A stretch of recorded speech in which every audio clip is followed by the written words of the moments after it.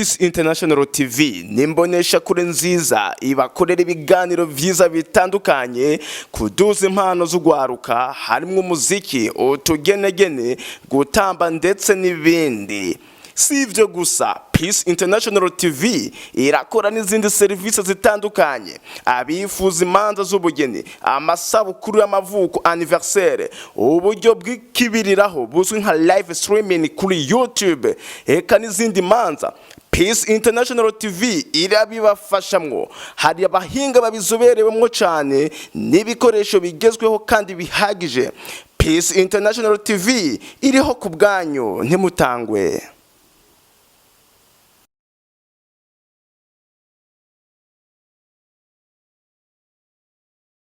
Yes, bakunzi ba PITV nkuko mubibona, iyi ni Peace International TV. Tubazanira ibiganiro vyiza bigezweho, entertainment, mumuziki, abana bafise impano zitandukanye, abakomedien, abafise utugenegene ndetse n'ibindi bintu bitandukanye. Nkuko mubibona rero muri kumwe na Moses Angelo, turi kumwe n'abastar babiri, abajene bakiri bato cyane, abo basanzwe bagize umugwi wa Ligang Brand, basanzwe baririmba. Muvuga ati ni bande ko tutabamenyereye, ariko mukanya muraza kumva byinshi kuri bo, ndetse n'agaseke bagiye kudutegurira vuba cyane. Kandi baramutse umeze gute? Ama fresh kwe. Vipi wewe? Poa. Kumbure rero kubatabazi bamaze kumva ko mugize umugwi wa Ligang. Kubatawuzi uwo mugwi bavuga ati uwo mugwi ni umugwi nyabaki? Kubatawuzi uwo mugwi wa Ligang ni umugwi wo kuririmba. Turaririmba tugira ama performance, turacari aba upcoming, ntituramenyekana fresh, ariko bivana nabo ingene baraza kudufasha mu nda tubona twe twageze imbere. Kumbere bavuze Ligang ni umugwi wo bugizwe n'abantu bangahe? Ni umugwi ugizwe n'abantu babiri bonyene. Yes, kumbere rero baravuga ati ni Ligang, ariko abatubona bafise n'amazina yiwabo. Izina ryawe ni rihe bro? Yego, jina nzwi ni King Master on the bro. Pow! Kabisa. Aga. Ni Ligangster. Ligangster on the mic. Ligangster on the mic. Kabisa. Bakunzi ba PITV bamaze kumva abasore turi kumwe, abasore ba upcoming mu muziki w'Uburundi, muri industry y'Uburundi, muri game. Kumbure King. Ndibaza yuko uracari mushasha muri industry, muri game y'umuziki w'Uburundi. Wewe ikintu cyagutumye wumva ko woja muri industry y'umuziki w'Uburundi ni iki? Canje no tuma donc sinibaza yuko ibintu bisaba ko uinjiremo utagira talent. Nico ukunda. Ni ikintu gisaba uinjiyemo gifitemo projet, kandi ni ikintu gisaba ugikore n'umutima wawe wose ngifate nga job. Ugikoze uko nibishobora kuruhira, nibishobora gufata kuko ni ikintu baba uvukanye naco kiri mu maraso. Impano. Kagaruka ko no mustare wacu kandi wewe cyatumye wumva ko uja muri industry y'umuziki w'Uburundi niki? Jewe icambere nkuko yabivuze umujama wanje nga tegeza kwifata nka job nyene, talent fresh ibintu nk'ivyo, kandi nabitumika kubera ejo demain après demain shobora gufasha umuryango wanje, mama aba petite sœur, kubera nije ndwa mbere muhira sa ibintu nk'ivyo. Yes, kumbure rero umugwi wose ubufise umushefu. Umushefu wo muri uwo mugwi wa Ligang n'uwe? Nawe uhari. Mwese muri abashefu? Twese turangana, nabo chef ni famille. Umva muri famille na mushefu wahari. Mukanye mitwe bintu biba biri fresh. Yes, none rero ni ryari mwatanguye rero umuziki muvuga ati twe turatanguye turinjiye turagiye kuri vola? Umuziki twawutanguye haciye kinini ya gusa umukugira dutangure kuja ku mupini.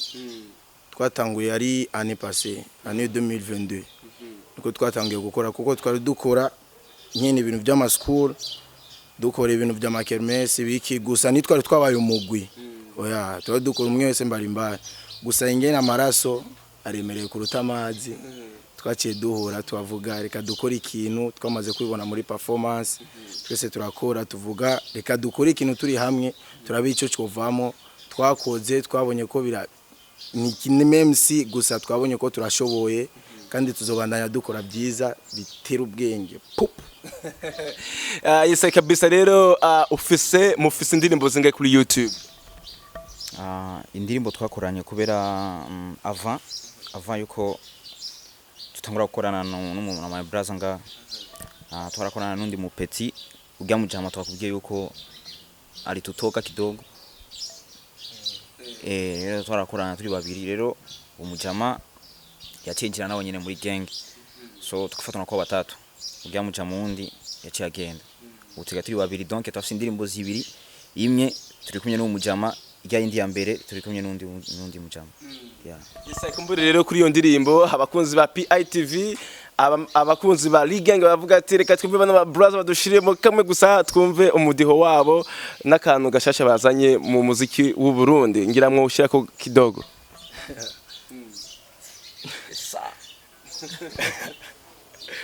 Bahegwagwane peti. Yeah. Boom sagwan baby give me your body. Stand up dance this song no speedy. Gwatagwan abajimuri ready you the bad guy. Original song gwagwan di Gwagwan. Gwagwan. Gwagwan. Gwagge the gwagwan. Isompe Gwagwan. Yo, original song. Gwagwan. Bad the man with Gwagwan. Gwagwan. Baby genje ndashakisha ugagawe ino joro gyuno musi nije nawe banju kanje ndashakisha ushugawe ibintu mu bindi gushika tumva ubushuhe nuje kure nyegereza ingidi yawe cheza paka nguo zote tuziruke Mr DJ tuvugize ingoma yawe. Yes bakunzi ba PITV murumva yuko uno mugwi wa Ligang udasanzwe bazanye ibintu bishasha muri industry y'umuziki w'u Burundi. Murumva yuko ari urwaruka rushushe kandi rumeze neza. Yes King iyo ndirimbo gwagwan nurimi nyabakini kirundi ni gishinwa ni giki? Gwagwan ni Jamaica, gwagwan bisigura vibe. Ego Kabisa. Evuga gwagwan. Yes rero message mwashatse gutanga ni yihe? Message kuvuga yuko indirimbo nyene umva yuko harimo vibe. Indirimbo z'ama vibe nyene umuntu sinovuga ati ni message novuga ngo iburudani. Tuvuga ati ni burudani ibintu nk'ivyo abantu mu maboate mu mapati kayumva ari mu mapati nyafisa ama stress akayumva. Kumbure rero ni mutubwire mu ncama kiyo ndirimbo kujya mu yiyumvire muje hamwe muzane umwe wese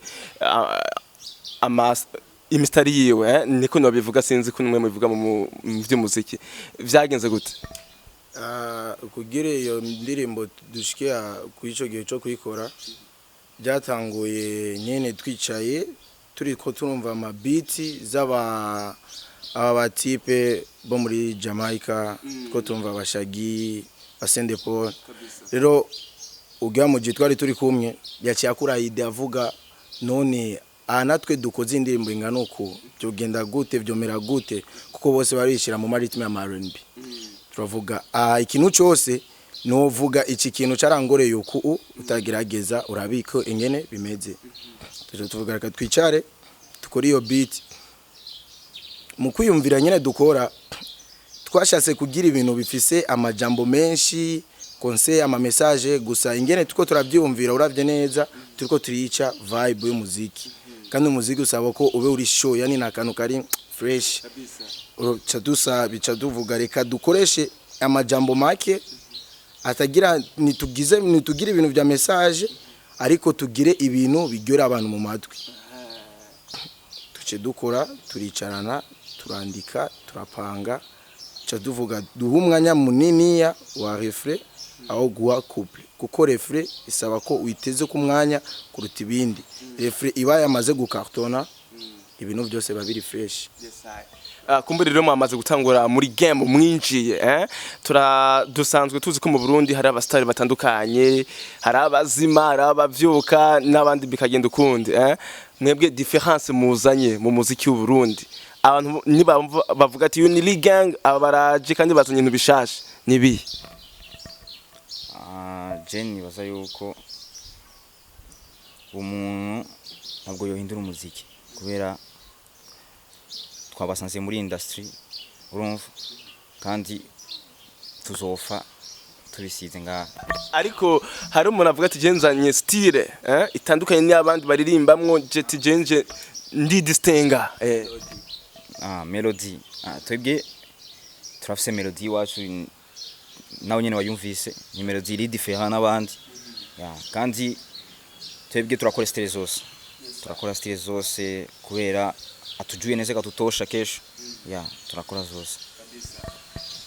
Rero mumaze gutangura umuntu wese aragera inspiration aho yakuye inspiration kiretse izo style zo muri Jamaica hari indi inspiration mwakuye ahandi hantu? Twakuye inspiration yo muri Niger. Iyo inspiration kubwiwanje nje nyene inspiration muri Niger narayikuye ku mutipe yitwa Ndekula. Ariko benshi ngene bumva nje natanguye muri rap uko tumeze ngo twatangiye muri rap dukora rap ariko turavye neza dugiye kugerageza kuririmba indirimbo z'abandi kwa kundi ufu block indirimbo mu mutwe ukayiririmba uri kumwe n'abandi bakubwira ko ukunda rap cyane kandi iki kintu uragifitiyemo nawo ijwi ryo kugerageza turavuga reka turindure turabe ko byo ugenda gusa nta buryo turashika ko bo kuvuga tuze turazana everyday chaque mois tuze turabaye ikintu gishasha gusa turagerageza kuba tubazana ibintu bya bien mais pas en même temps urumva rero bica bisaba yuko duhindure mind dukora ibindi kuko stockage dufise mu mutwe projet dufise z'imiziki ni nyinshi kandi zitandukanye gusa inspiration kuvuga ngo tubandanye muri rythme ya Jamaica oya wose turinjira ko turapfanga ibintu ngivyo. Umusare wa mbere mu Burundi bemera n'uwe? Jewe Farias. Umwemerera iki Big Farias? Kubera nyene ni legendaire kandi aradukuriye mu muziki arazi n'ibintu byinshi mu muziki so ndamuba sana kubera kuva aho yatanguriye gushika n'ubu narakubita iswata imisi yose aguma ari kuhiti Yes, bakunzi ba PITV murumva yuko turi kumwe n'aba star bariko baraza babyifatamo neza bagize umugwi wa Ligang kabisa mwamaze kumva yuko bafite ama vibes ateye ubwoba kandi bazanye ibintu bishasha hano mu gihugu cy'u Burundi. Yes, rero umuziki w'u Burundi benshi baravuga ati ngo ngujyamwe abantu ngo batize ngo bitandero banywe ifege n'ibiki ivyo birakunze kuvugwa cyane kandi yuko ngo batazi no kwipromotinga ivyo mwebwe ntimubona ko bizohava bibabera nk'intambamye? Ivyo ku bantu babivuga nuko nta bantu batazi urazi ko umuntu wese ashira critique ukinatazi nuko jyana goye karorero uriko raraba match urumva ngo Messi ari kumushirira Mbappe akakubita ishuti gusa Messi yamwimye gusa baba gushize hariya nuko ujya kubloka ko jya Messi yagize navyo ushobora ivyo kuvuga ngo abaririmbyi ngo ibintu by'imiziki ni ibintu abantu batagira indero ngo nabantu batiga abo bawibeshe kuko nyene tubona nga twese turiga kandi inspiration muziki twayironse atavyo kunyita bidufise navyo kunyinzoga dufise navyo uburari biki dufise twese turabana bo muhira gusa umuziki ingeno utwara nuko ukujana cyo kubwira. Rero akazi nk'aka rero ukagiyemwe ufise management umuntu mu manager aba supporting ko urazi ko kuja mu ma studio ari ibintu bisaba uburyo kandi bwinshi rero management mwebwe mufise irahari cyane? Turapambana twe babiri gusa ariko habonetse nka management mwo yakira? Twashimiye Imana cyane twashima kweli. Yes, none mumaze gusora indirimbo imwe twamaze kuyumva no kuri YouTube irahari hari kindi gikorwa muba muzoduha nko mu minsi iri imbere? Ego ni byinshi bikorwa ni byinshi gusa uburyo rero ariko iminsi iko yaza turafise igikorwa na Buster Breeze twakoze ndibaza ko mu kwezi gukurikira cyangwa igindi iza turashobora kukirekura abantu bakibona ni drill nyene ya bien ibintu bya state. Ego yes, mu Burundi rero hariho ishira hamwe rifasha urwaruka mu by'umuziki Age Agence sinzi ko muba mumaze kuryumva muba mwarigeze kuja guparticipamo wapi kabisa rero ko mugiye kurekura igikorwa gishasha abavuga ati bano ba star tubakura he ibikorwa byabo tubibonera hehe bo bibona gute ama platforms zacu ya ukandika gusa ari gang kuri YouTube kacubona ibikorwa byacu ni YouTube gusa Instagram Facebook ntazo mukoresha Instagram Facebook myose afise page yiwe ya Instagram afise yiwe nanje afise wanje ha vision yuwanyu mu myaka 5 iri imbere umugabo wa Gang mubona uzobugeze ku ruhe rugero vision gang mu myaka 5 iri imbere icyambere kwanza no guteza umuziki wacu imbere icya kabiri kubatazi igihugu cy'u Burundi bazokimenya cyo nico novuga tukonyene numva ko ni vision gang nyene nuko nga mu Burundi twabonye abastari benshi babigiyemwo bakabivamwo ugasanga babivuyemo usanga ihangiro ryabo ntacyo bigeze bashikako mwe ntabwo bamufise yuko mushaka kubiheba ni ikintu rero ntabwo badufite kuko ni risk twamaze gufata kwabo babita risk ariko twebwe tubona ni talent dufise même si amaobstacle azoba menshi tuzorana byinshi ariko twe tuzoguma dupambana kandi tubandanya kandi dushika imbere kuko abantu usanga agize ikintu agihebeye mu nzira mukote yo muziki ni ibintu bibiri atari uburyo bwo gusora indirimbo gukora ama video ni atari uko ikikurikira nuko na talent wari ufise kandi na projet wari bifitiye winjemo gusa ngo kubera basora imiziki nawo ugira usora imiziki ngo ikintu utagifitiye talent na hamwe ushika Yesaye abakunzi ba PITV mwamaze kumva yuko turi kumwe n'abasore bagize umugabo wa Gang bariko baraza muri industry game y'umuziki wuburundi ya nuko rero turiko turarangiza tugera ku musozi w'ikiganiro cacu akajambo kanyuma mubwira abakunzi banyu n'abakunzi ba Peace International TV ko bakahe ikintu tubabwira yuko babandanye badusapotinga nyene ya kandi barabona yuko turacara ba coming up ya so support turayikeneye nyene ya nuko yabivuze turabashimiye kweri namwe bwe International TV kudukorera ikiganiro n'abakunzi bacu n'abakunda umuziki wo mu Burundi nacyatari twovuga nuko mu dusupportinga mukadufata ku mugongo byo bavyiza kandi amatalenti zirahari nuko na kuntu zimeze ngo kugira ziboneke cange zivyure muzibone rero bivanye n'ukuntu mudushigikira byo bavyiza Yesaye bakunzi ba PITV rero aha niho turangirije kino kiganiro muri kumwe na Moses Angelo n'umugabo wa Gang reka tubibutsa amazina turi kumwe na King Master pow Gangsta on the mic reka dushimire n'umuproducer wacu yadufasha amasanamu bye bye mugire subscribe na channel like kuri Peace International TV kuri Facebook na YouTube bye bye